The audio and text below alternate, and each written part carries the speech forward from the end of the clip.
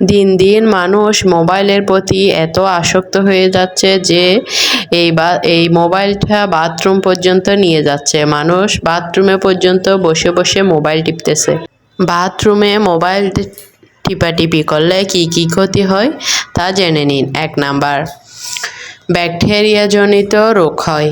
2 number, অতি দ্রুত মানুষের হায়াত কমে যায়। 3 নাম্বার, চোখের জ্যোতি কমে যায়। 4 নাম্বার, মানুষের মস্তিষ্ক দুর্বল হয়ে যায়। এই সবগুলো হওয়ার পিছনে একমাত্র আমরা নিজেরাই নিজেদের জন্য দায়ী।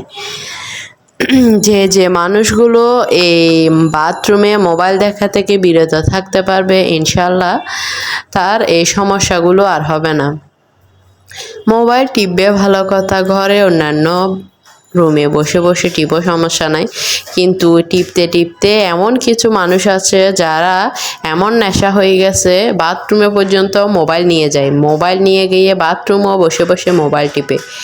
এসব মানুষদের থেকে জানা দরকার এসব কথাগুলো, তাই ভিডিওটা সবাই বেশি বেশি শেয়ার করে দিবেন।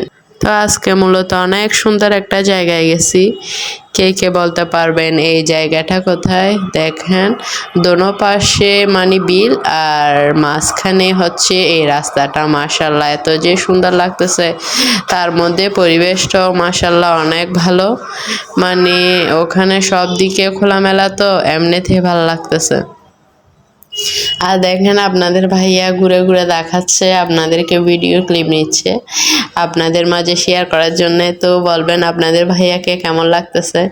দেখেন এই টাইমে এই রাস্তার মধ্যে অনেক অনেক মানুষ আসে, কারণ একটা জিনিস দেখার জন্য।